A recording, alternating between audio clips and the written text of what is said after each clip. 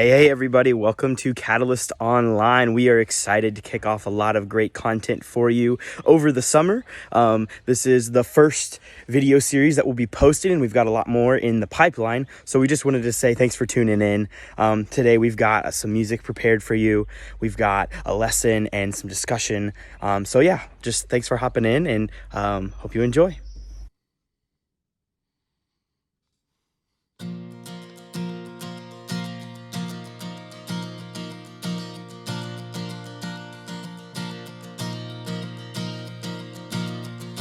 I saw Satan fall like lightning. I saw darkness run for cover. But the miracle that I just can't get over, my name is registered in heaven. I believe in signs and wonders. I have resurrection power. Still the miracle that I just can't get over, my name is registered in heaven. My praise belongs to you forever. This is my testimony from death to life, 'cause grace rewrote my story. I'll testify, by Jesus Christ the righteous, I'm justified. This is my testimony. This is my testimony. Yes, this is my testimony.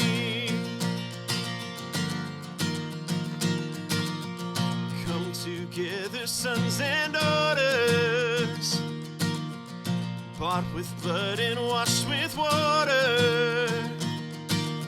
Sing the praises of the Spirit, Son, and Father. Our God will finish what He started. Oh yes, yes, our God will finish what He started. This is my testimony from death to life, 'cause grace rewrote my story. I'll testify, by Jesus Christ the righteous, I'm justified. This is my testimony. This is my testimony. Yes, this is my testimony. If I'm not dead, you're not done. Greater things are still to come. Oh, I believe. If I'm not dead, you're not done. Greater things are still to come. Oh, I believe. If I'm not dead, you're not done. No, 'cause greater things are still to come. Oh, I believe. If I'm not dead, you're not done. 'Cause greater things are still to come. Oh, I believe, yes. This is my testimony from death to life, 'cause grace rewrote my story. I'll testify, by Jesus Christ the righteous, I'm justified. This is my testimony, and I'm alive. This is my testimony from death to life, 'cause grace rewrote my story. I'll testify, by Jesus Christ the righteous, I'm justified. This is my testimony. This is my testimony. Yes, this is my testimony.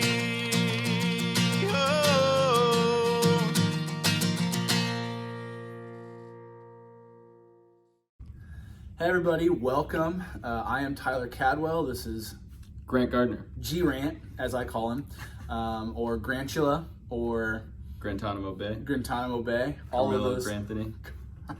He was known by many names. Do with that what you will. Gee whiz.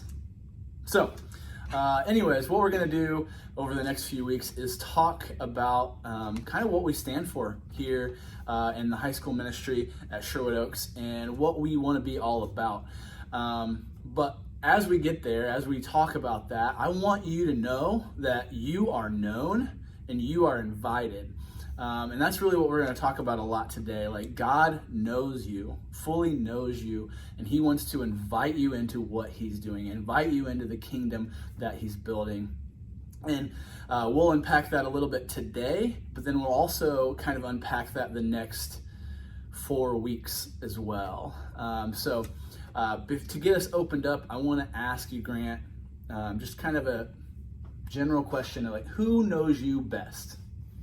I would probably say there's several people that know me pretty well, but I would probably say my parents are one of the people that, two of the people one of the persons that know me best, just because they've been with me throughout my life. They knew me when I was a little kid, they knew me when I was just a medium kid, and now they know me as a large kid. So I was gonna say you're pretty large, but just kidding.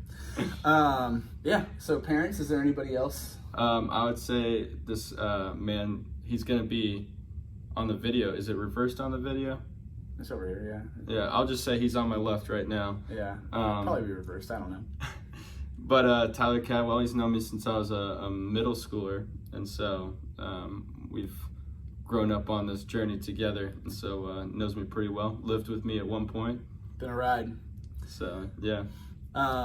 Yeah, so I guess I'll answer the same questions, or same question. Who knows me best? I would say probably my sister. She knows me really well. The good parts about me, the bad parts about me, and y'all, and of course probably G-Rant, and my friend Josh Chuddy, I think, knows me really well. So that's probably the few that know me pretty well. And the other question I kind of wanted to talk about to kind of get us going into the direction of being known and invited is, when was a time you felt invited or included? Can you think of any time in your life? Yeah. Thinking back to freshman year of college, a lot of my friends had went to CCU, which is Colorado Christian University, not the Cincinnati type. Yeah, so I was at IU. I was living at the Christian Student Fellowship House, and I was kind of unsure. I didn't really know my roommates at the time. They were both from Chicago area, and so I remember during the first week of kind of getting to know them and stuff, they seemed pretty close, and then shout out to Rudy and Jeff. They invited me to watch a comedy special on Netflix with them. And I just felt included with that. And for the rest of the week, we were kind of cracking inside jokes, repeating that special because it was hilarious. Don't remember what the name of it was, but it definitely felt like I was included in the group and formed some friendships right away. So. Yeah, that's really cool. Like, I think what stands out to me about that is you don't remember what you guys did or what it was, but you remember how you felt. For sure. And you felt included, you felt invited. I think that's really cool. Yeah, I can't think of like a ton of times where I've really felt that way. But I'd say over my life, I've felt included and loved and invited by the Maxwell family. Jimmy Maxwell, like he and his wife Kelly, since I was a freshman, knew me and invited me into life, and I still hang out with them all the time. I think that's a pretty cool opportunity that we have to hang. So that's us. So my question to you is, who knows you best? When was a time you felt invited and included? Think about that, and we'll start up the conversation here in a second.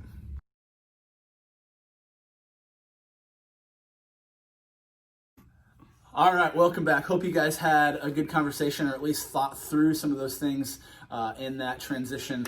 Again, I want to really talk about how you are known and invited by God, and what really came to mind is a couple of Bible passages and a story. So I want to read one Bible passage, and Grant's going to read a story, and then we're going to have a conversation about that. And my verse is Colossians 1:21 and 22. Once you were alienated from God and were enemies in your minds because of your evil behavior. We've all been there. But now he has reconciled you by Christ's physical body through death to present you holy in his sight, without blemish and free from accusation. If you continue in your faith, established and firm, and do not move from the hope held out in the gospel, this is the gospel that you heard and that has been proclaimed to you, every creature under heaven, and of which I, Paul, have been a servant. So, this is so important because being known means God knows like the bad things that we do, the bad things that we've done, but he still says, I want you to be invited, and I've already made the payment for you to be holy. I just need you to accept that invitation and walk with me. And kind of to illustrate this, pretty much exactly, we're going to read a story, and Grant's gonna bust it. So taking Tyler's verse as kind of a lens to look through for this next passage, we're going to go through to Luke 19, verses 1 through 10, and I'm going to be reading out of the NIV version, so switch to that one if you can, if you're on your phone Bible, your football. Jesus entered Jericho and was passing through. A man was there by the name of Zacchaeus. He was a chief tax collector and was wealthy. He wanted to see who Jesus was, but because he was short, he could not see over the crowd. We've all been there before. So he ran ahead and climbed the sycamore fig tree to see him. Since Jesus was coming that way, when Jesus reached the spot, he looked up and said to him, Zacchaeus, come down immediately. I must stay at your house today. So he came down at once and welcomed him gladly. All the people saw this and began to mutter, he has gone to be with the guest of a sinner. But Zacchaeus stood up and said to the Lord, look, Lord, here and now I give half of my possessions to the poor. And if I have cheated anybody out of anything, I will pay it back 4 times the amount. Jesus said to him, today salvation has come to this house because this man too is a son of Abraham. For the Son of Man came to seek and to save the lost. Yeah, that's so good. So my question for you is in 3 parts. 1, how would you feel before Jesus, like if you were Zacchaeus, how would you feel before Jesus showed up? He's a tax collector. That's important in the context.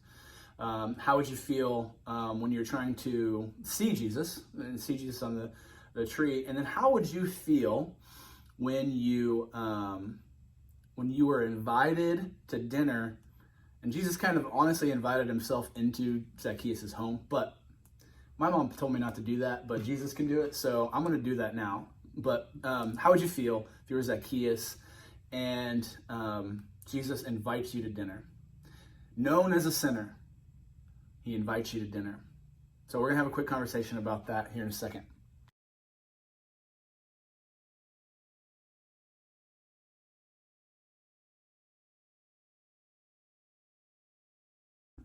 All right, first we want to talk about, if I was Zacchaeus, what would I feel like before Jesus? And I think the main thing that comes to my mind, honestly, is I'm known as a sinner. I'm known as selfish. I'm known as evil in the eyes of many people. And so I think I would feel very alone, very unheard. But also, I have all my money. So I think that I would feel alone, but good, but empty, but not really good. If that makes any sense. For sure. I think if I was Zacchaeus before Jesus, just looking at Zacchaeus' character once he meets Jesus and stuff, I think I would see myself as somebody that was very misunderstood. And maybe a lot of the people saw him as a sellout and somebody who is now stealing from the Jewish people. Yeah. So he's kind of ostracized by his own people. And of course, the Roman people don't accept him either. And so he's kind of just in this middle ground.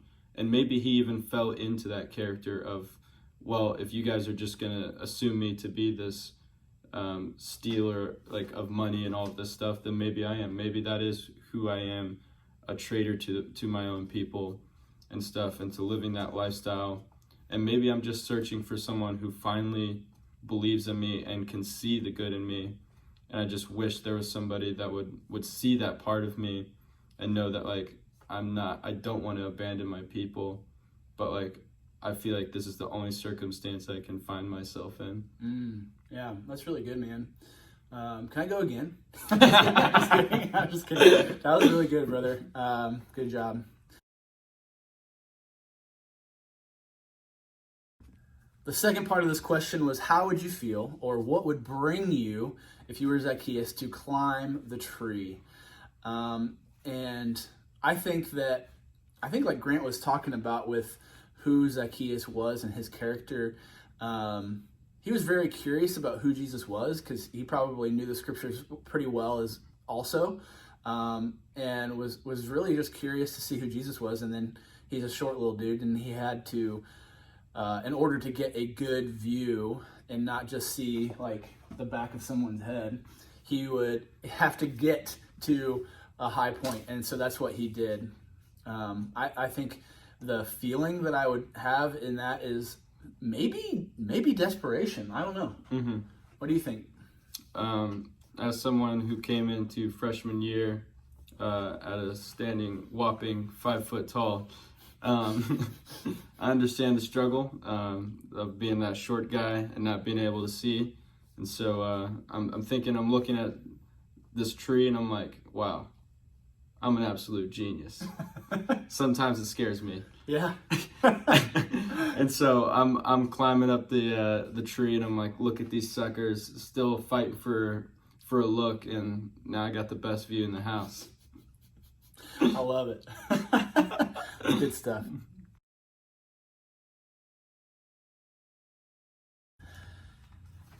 If you were Zacchaeus, how would you feel when Jesus invites you to dinner at your house, no less?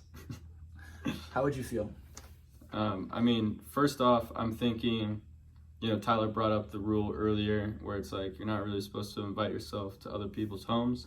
It's the thing my mom taught me. Yeah. But nonetheless, Jesus does it. And I think, when it's Jesus, it's a little different. Because I'm thinking back to a story told by Marty Solomon where he went to Jerusalem and there were kids there on the street and they were trading cards, and he looked and saw the cards and they were like baseball cards, but instead of baseball players, it was rabbis. And instead of stats on the back, it actually had their most famous sermons that they had preached. And so to this culture at the time, rabbis were kind of like celebrities or professional athletes today in our culture. And so it would kind of like a professional athlete or somebody inviting or themselves to come over to your house, or a famous movie star of some sort. And so it's like, of course, Ryan Reynolds, you can come over to eat in my house. Yeah, for sure. That's so cool. And like, I think that he was so shocked. Like, if I was him, I'd be so like in shock and awe. And I think that his response was pretty emotional, but also like beyond emotion, if that makes any sense. And I would just feel so invited and special and included and seen and known, because you hear all the people's voices from the other people of like, he's inviting a sinner, and Zacchaeus heard that stuff. Zacchaeus like knew that was happening, and he knew it was true too. And so I think it's so cool that we have those same things, and maybe our sin isn't as known, but Jesus still knows you and invites you the same way he invited Zacchaeus, if not literally, definitely figuratively. I just think that's such an amazing opportunity that we have to be invited by Jesus into relationship. So I think that is the big takeaway for me, is I'm invited into a relationship with Jesus. Mm-hmm. And I think going back to what we talked about earlier, like those feelings of maybe feeling like nobody really understood him, or even gave him a chance or believed in him. Jesus inviting him in, this is like the feeling of excitement that like maybe this is the guy who will finally believe in me and understand me. Yeah, for sure. I love that. Hopefully you guys got to think through those questions on your own a little bit. And so we're going to keep moving on, keep on trucking. All right, with all of this information, looking at the Colossians passage, looking at the Zacchaeus passage, looking at the rest of the Bible that we haven't really even dug into.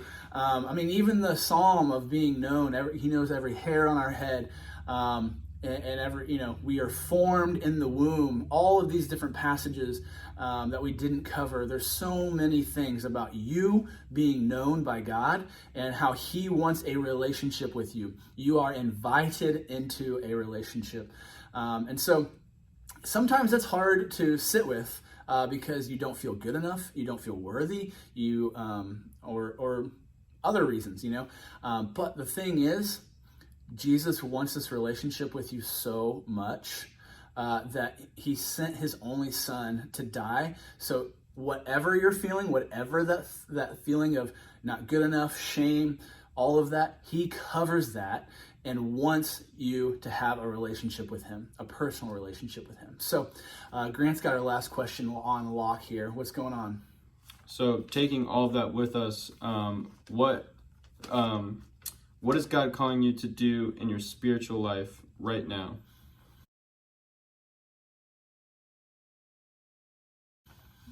Yeah, I think this question kind of can go many, many different directions because we're all on different paths. We're all on different places. And maybe you're at the place of your first step and you just need to start reading the Bible or start praying and just getting in the habit of getting to know Jesus. And that can be by looking at the book of John or another book, or maybe you're in the spot where you're like, don't even, like, I've been to a spot, honestly, where I read the Bible every day and I was just depleted and I just needed to stop and talk to Jesus.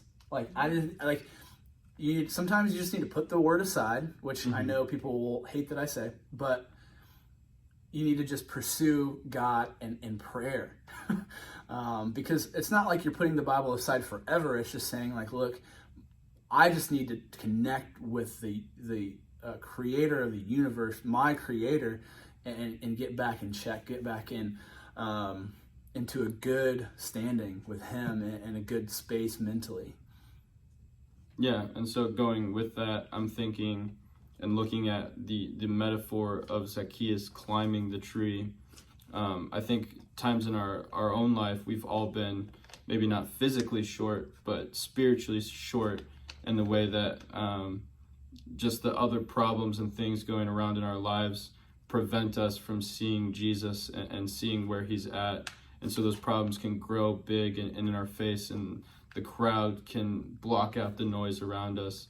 And so sometimes in our own lives, we all need to climb a kind of spiritual tree and rise above those things so that we can see Jesus in view. And once we seek that out and eliminate that noise, we can hear Jesus calling us and saying, hey, you are invited and you are included. And I think Jesus does a form of that himself because the crowd begins to chant, this guy's a sinner. How could you want to eat dinner with him?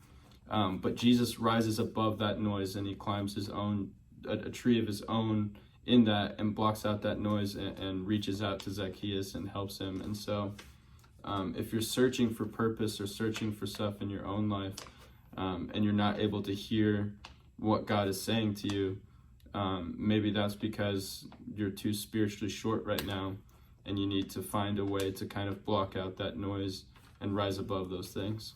Yeah, absolutely. Yeah, there's so much noise, y'all. There's so much noise, and I think there are so many times where we feel like there's only one option or only two options, but with God, like, we have so many more options because we're invited into a relationship, and relationships are complex and not simple. So step into that space because you are invited and you are known by God. And over the next 4 weeks, we will talk a lot more about this, and we're inviting you to be a part of that journey. So thank you so much.